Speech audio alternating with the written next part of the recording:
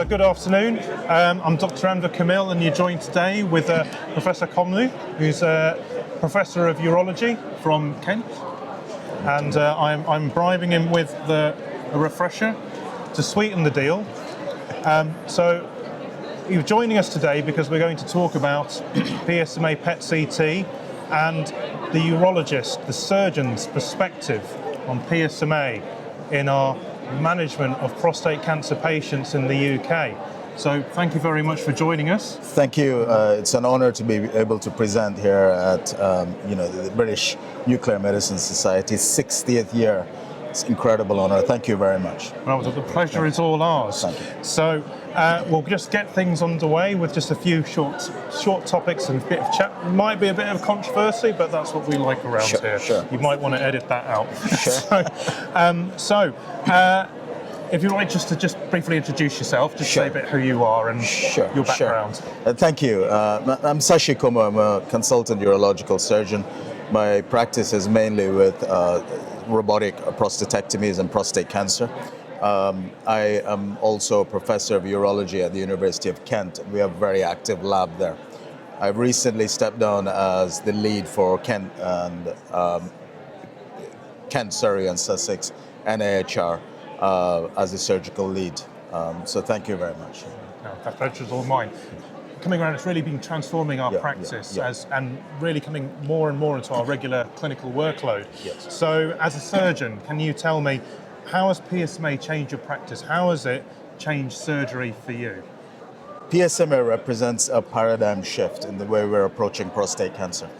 We have stuck with traditional, conventional approach of doing a nuclear bone scan and CT scans, but with the advent of PSMA, we have noticed evolving trends. These evolving trends over the last decade have been through studies as well as our own clinical practice in the multidisciplinary team meeting in a signatured approach.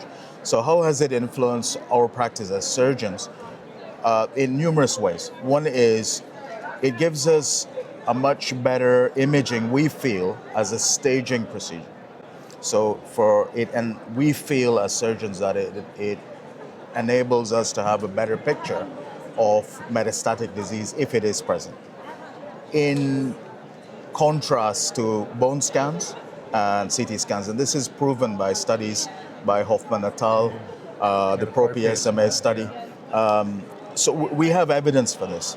And we also go by the findings of the study, which showed change in practice up to 28% of patients. So that is something that influences our practice.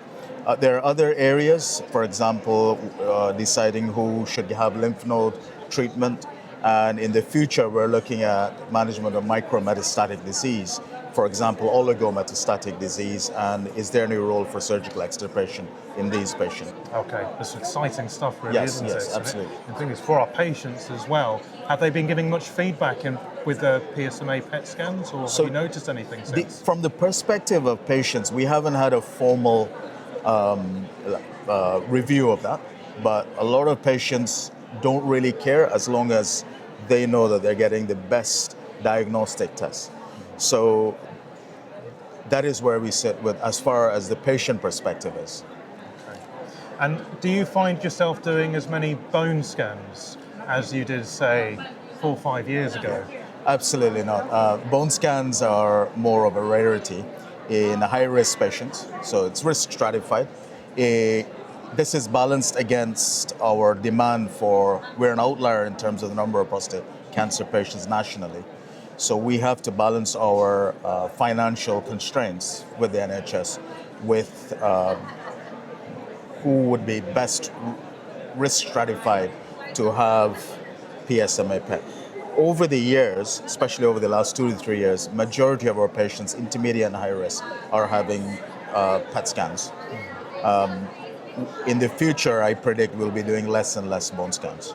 Okay, so you haven't quite fully stopped bone scans just yet? Not just yet, but that is, I'm thinking that's where we're headed. It's probably around the corner. I think there seems to be a pattern of that coming around the country, actually. Yeah, what's your experience with that? Yes, I mean, we started doing many bone scans and lots of SPECT CTs. Yes.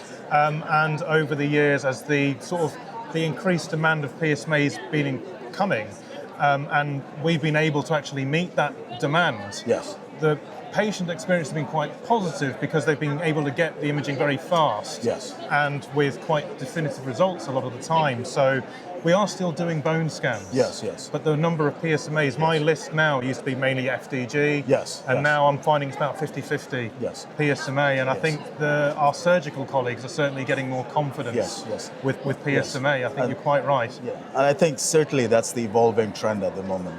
Yes. That's throughout the country. And you mentioned about risk stratifying for bone scans and Yes, PSMA.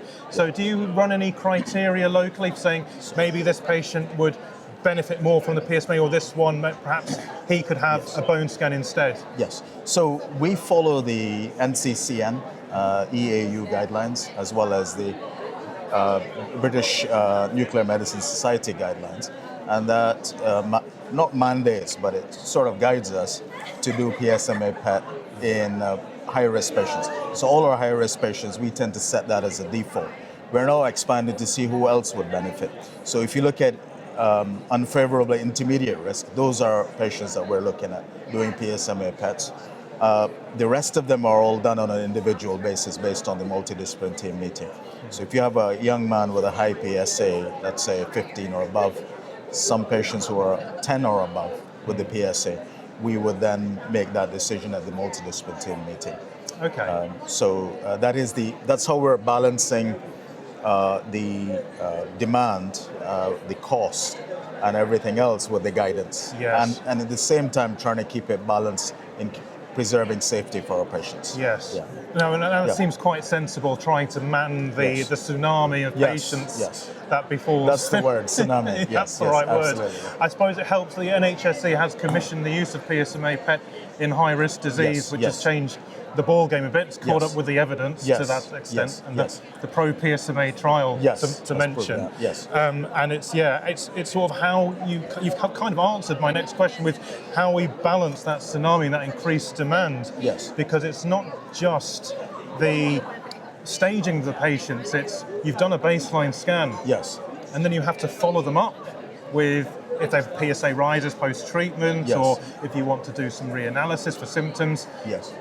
Can you go back to a less sensitive bone scan, or do you have to do a PSMA PET again? And how have you found that, or have you managed it? Yes. So I think the default for an individual patient has been set in that for that patient, PSMA has been seen to be optimal.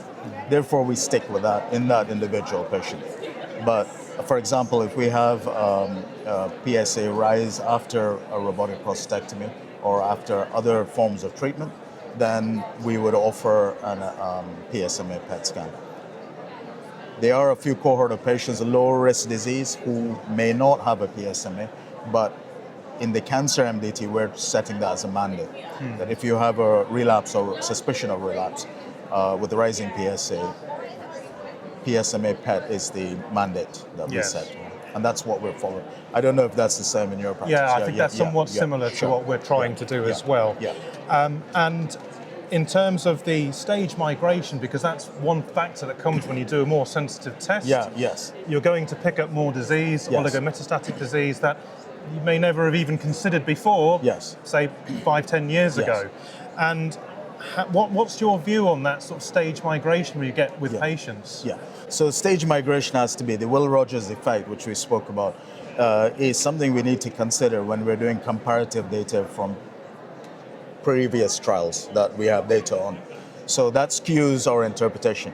But in terms of the stage migration, the areas of interest are M1A disease, where you have nodal disease outside of the field, traditional localized field, and M1B, where we have bone metastases, but only oligometastatic phase. So in those patients, there are trials at the moment that are looking at seeing whether surgical extirpation can support those patients, whereas traditionally we would not operate on them. No. So that is an area of interest. There's several studies taking place. I think what that also opens though is avenue for more personalised treatment for patients, isn't it? Yes, absolutely. Because some could have SABR, some could have say neoadjuvant therapies or things like that, or docetaxel even, if you found enough. So it does kind of, in one way it closes one door, but it might open many more. Yes, because at the end of the day, we want what's best for that individual patient, given their specific metrics. Yes. So, and that's what we're doing. Yes. Yeah. And you raised an interesting point about things like common iliac nodes and presacral nodes. So maybe we can talk about the pelvic lymph node dissection. Yes. So I believe it's standard protocol from the EAU guidance that extended pelvic lymph node dissection should be done in all patients. Yeah. What's your view on that? So the guidance is that the patients who have prostate cancer, the metrics are put onto a nomogram. And very often we use the Briganti nomogram. There's also MSK-CC nomogram. And the EU guidance is that if the risk of lymph node involvement is above a certain percentage, currently it's set at 5 to 7%, those patients should be offered pelvic lymph node dissection. The issue with pelvic lymph node dissection is it portends a significant comorbidity with that patient. So for example, there's side effects, lymphoceles, recovery may be slower. If there's any neuropraxia, then the recovery is also further reduced. You can also have lymphoceles. So that is one issue to consider. It is unmovable fact, unmovable bar, that there's no study at present that shows lymph node dissection improves overall survival. So lymph node dissection only gives us better information as to the staging at the moment, right? So with all of that in mind, there are a lot of colleagues who believe that if the PSMA PET scan shows no lymph node involvement, there are a cohort of consultants who are opting not to proceed with lymph node dissection. With that in mind, the guidance is clear in that you should consider lymph node dissection and counsel the patient. If a patient is risk averse, if the patient says, look, I've balanced this, and against the background of what you're telling me, it is unlikely to improve survival but improve staging, several patients say, look, I don't want to go through that lymph node dissection because it's not going to improve my survival. You're just going to have some information, which you can gather by follow-up PSMA scans or PSAs. Yeah. Well, is that what you? Well, I think that's a very interesting take on it, because again, it's about what the patient wants. You're giving it to the patient choice, and as clinicians, that the role is to actually advise them and say, these are your options, what is best. Now, speaking as a nuclear medicine radiologist, I'm aware that there is a limit to the PSMA PET. It's not the golden bullet or the silver bullet. Yes. There is an intrinsic spatial resolution to the PET. There's going to be tiny disease that it's not necessarily going to pick up. And there is evidence to show when they compare, say, PSMA PET with the histological findings post-dissection, that it does miss stuff. It's very specific. But there is a limit to the sensitivity. So up to 60% of nodes less than 2 to 3 millimeters absolutely have disease. So it's that kind of, as a radiologist, thinking, well, I may call it negative, but I've not ruled it all out. Or conversely, you get that group where it's very mildly active. Maybe I didn't feel to call it because it could be inflammatory. But now, if I know, but before you could fall on the back and say, well, they're going to dissect it out. So even if I'm wrong, it doesn't matter. But now there's a little bit of extra pressure, and now I have to say, well, maybe there is. And I don't know whether, as a radiologist, I might change my threshold for saying, oh, there's something there. You better go and take it out. So it does raise that interesting debate, and I think there certainly needs to be more longitudinal data and analysis. Absolutely. And if you look at the snapshot survey, which I showed, we sent out a survey to all of the top centers in the UK, and the feedback was that there is 39% of surgeons are guided by the PSMA PET as to whether to do lymph nodes or not in high-risk, intermediate, unfavorable intermediate risk patients. So that is something, all this information is evolving, and I think it's important while we gather the data to make sure that we don't get it wrong in those individual patients. Stick with the individual case.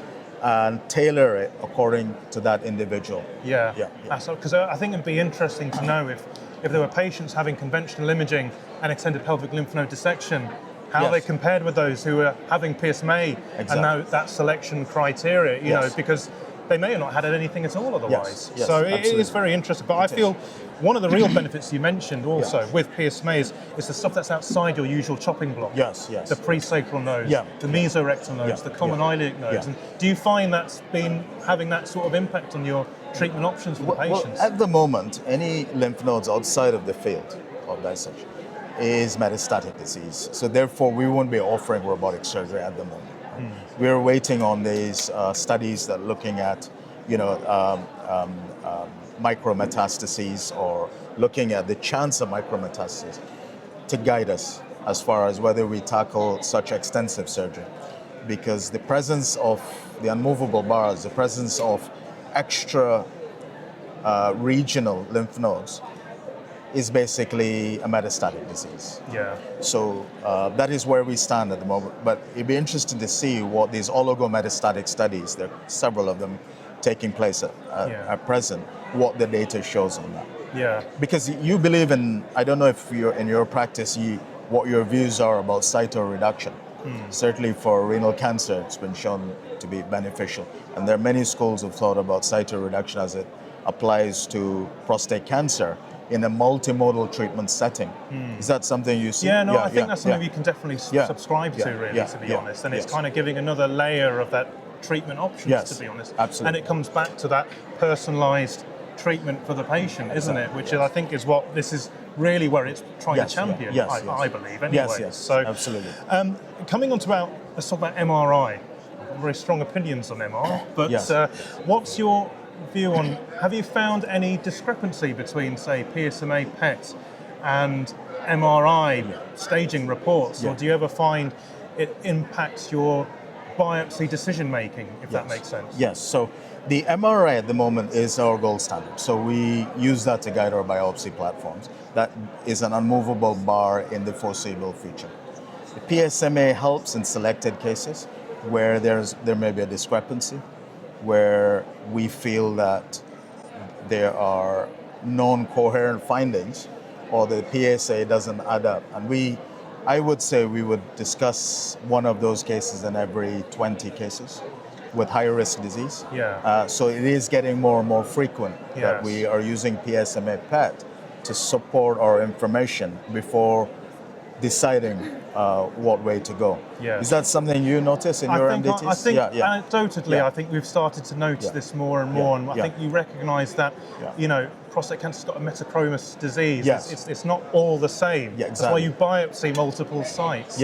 I know there should be a paper coming out by Hoffman and all, the primary 2 trial, which should actually open a bit of light on that with these PRADs 2 and 3 lesions. It'd be very interesting to know. And as we know, there's a cohort of prostate cancer patients who have negative PSMA, and they could also, conversely, you could have prostate cancer patients with false negative MRI.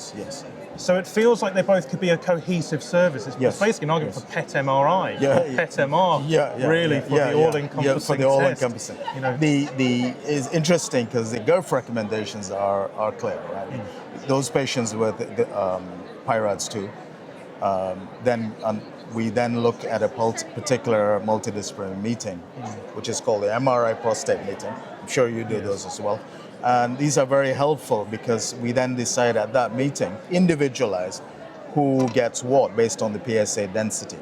But it'd be interesting to see what the Hoffman studies show and how that is taken up by different groups. Certainly we'll be looking into that in more detail. I think the aim would be, if it stops unnecessary biopsy of PRADS 2, PRADS 3 lesions, I think that's going to be the game changer, really. And it would be good. Then there really will be a tsunami of PSMA PETs to report, so, which is another thing altogether. So, as I said, it's great. It's not the silver bullets. There are obviously its limitations. Things like non-specific bone uptake and the false negative rates with, say, neuroendocrine differentiation. I mean, what have you found in your practice has been any of the drawbacks with PSMA PET? Well, the drawbacks are mainly, we're very fortunate to have at every single multidiscipline team, Professor Bashir and his team. So we lean on them to give us that additional information before making a joint decision. But with PSMA PET, in terms of the specific finding and the individual plan we make on that point, it is entirely skewed towards what the oncologists and the nuclear medicine consultants tell us. Okay, so that's where we stand. Yeah. So it's playing a bit on that. Yeah. So thank you. No, you've been real sport talking for so long, actually. Yeah, but yeah. So I'm having a ball. Yeah, yeah. So thank you. I hope you are too. Yeah, thank you. In fact, have another sweetie. I think Yeah, you yeah, definitely yeah, earned yeah, that. yeah. So just the last few questions really for you, and this is as a radiologist, something Yeah, I'd personally like to know from Yeah, my yeah. clinical colleagues. Yes. What do you think makes a good PSMA PET report? And are there any bugbears or any pet peeves as a clinician you have on radiologist reports? Yeah, Any yeah. things you're Sure. not so keen on? Yes. So as clinicians, we want all the necessary information before we make a decision. Therefore, if we have ambiguity, then that makes the decision process more difficult. So clarity with honesty in terms of, not honesty in terms of the reporting technique, but in terms of painting the good and bad and giving probabilities maybe would be very supportive, would help in the decision process. So the PET scans, we want to know, is there disease in the particular area that we're focused on? Is there any disease outside of the field? And what is the likelihood that that is going to be prostate cancer or not? Now, how do we get to the answer? Irrespective of the PET scan report, it would be a consensus decision made at the MDT. So increasingly, we're not too worried about the report says, because we are reassured that this is going to be discussed in a lot more detail than a few lines in a report in a subsequent formal meeting. So whereas traditionally we wanted more information, we will get that. We have opportunity to ask them directly at the MDT. So that's how we get around the reporting. Oh, right. Yeah. So don't need the report so much. Yeah. You With just the need MDT. the MDT. MDT. Although Yeah, that yeah. does raise the interesting, because the Yeah. MDT is getting bigger and bigger Yeah. and more busy Yes. as well and strained. Yes. And as the radiologist sat there, you've only got so much time Yeah. to look at every case. And Yeah. actually, I think I can say this on camera as Yes, a yes. radiologist. Yeah. I read the report. Yeah. I just briefly check it. Yeah. It checks out. Yeah. Okay. Yes, Move yes, on. yes, So yes. and Yeah. I guess you might get some difference with that depending upon Yes. how busy the MDT Yes, is. yes. Are there any bugbears in the report that you think, any phraseology or words that you sort of Yes, make yes. you go, oh, Yeah. written that again. Ambiguity is an issue. Ambiguity. It is unsure, for example, it is unsure whether this is prostate cancer or not. That is a bugbear. So somebody writes that quote unquote, that makes it difficult. But apart from that, in our department, the reporting is pretty airtight. So I haven't experienced bad reporting in that sense. I'm sure Gordon and Hyman would agree with that. Sure. Yes. Yeah. No, that's very helpful indeed. No, thank you very much. And I guess to finally conclude this talk, which was really about PSMA and its role in the UK and the bone scan. So I think if I can summarise what we've sort of discussed, there's obviously lots of places for PSMA to go. It's certainly got its benefits as well as some of its drawbacks. It seems the bone scan is starting to become a bit more of a bygone era, but there's still a role for it, especially now in managing the workload and making sure that the right patient gets the right test. Have I got that right? Yeah, absolutely.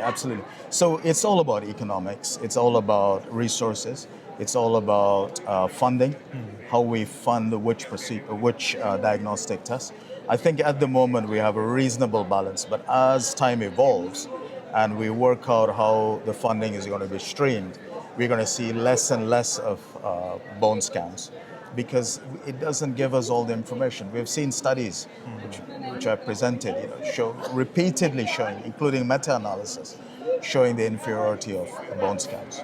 So I think eventually it will become a novelty. Yeah, we saw a similar thing with octreotide and Yeah. gallium for neuroendocrine tumor. Right. So we went from Yes. octreotides Yes. every day, Yes. and then it all just shifted to Shifted, gallium yeah, because yeah. again the surgeons have a similar outlook Yes. and the patients have a similar outlook, Yes. and you have to sometimes think, well, if that was me, or if that was my family member, what test would I want for them? Absolutely. And I think that's the question you have to always ask ourselves. What would I do for my family members? Yes. Do you want to offer the inferior alternative? Certainly, if there's financial constraints, yes.